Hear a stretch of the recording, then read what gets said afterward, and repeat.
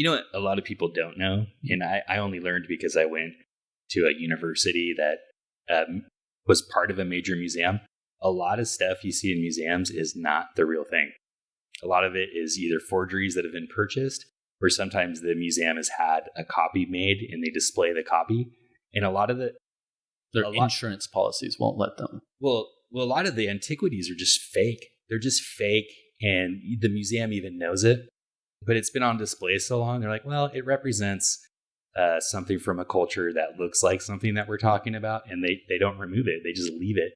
And the valuable is held in the Smithsonian in sealed bags and boxes, right? No, they a lot of times they have the real one, like just somewhere you don't know. They don't want anyone to know where it's at.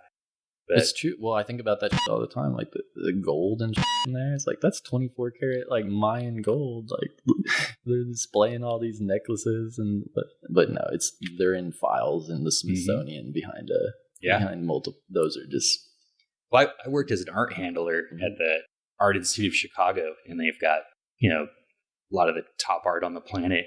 And the first week I worked there, because we're handling the art behind the scenes and whatnot, they basically just sat us all down in a room and they told us the story of people that have worked there and stole pieces in the amount of time they served in prison, because it's so easy to get a job there and just take something.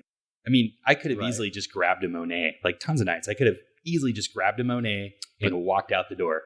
But they know that Monet, But there's stuff there.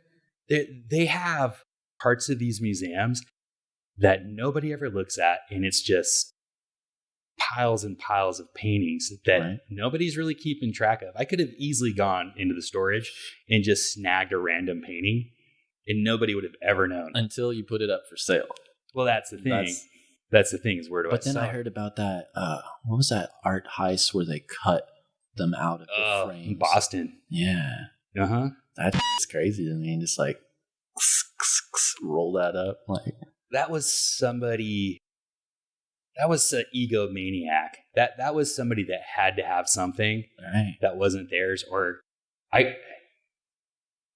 total speculation. I suspect it's somebody that was near to the family that didn't end up with that artwork, and they were like, "Yeah, I don't care about anything. Cut it out of the frame. They don't deserve it. I want it with me." If you had a rich dad and he doesn't leave you anything in the will, and he donates priceless art to some museum, and you go in there and cut it out.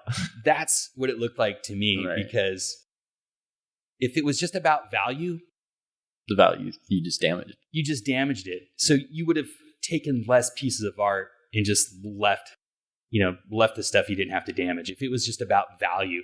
But it when that stuff got stolen, it was about having those things and not letting them have.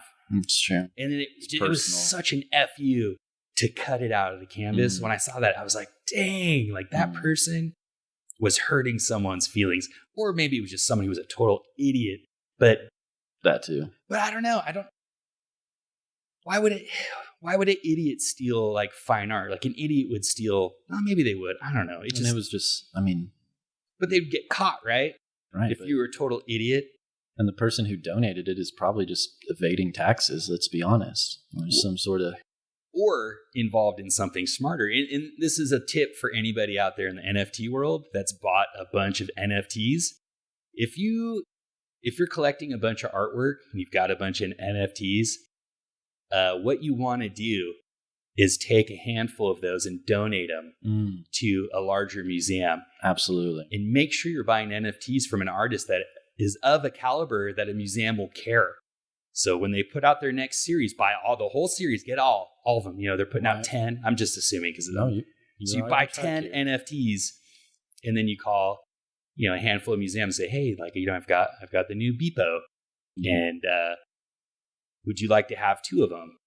And then you give 2 to this museum and 2 to another museum, and you hold on to 2. And as it sits in that museum, it's going to raise in value. Then you wait 10, 20 years, and then you take those and you auction them off. Right. And that's what smart people do with art. Right.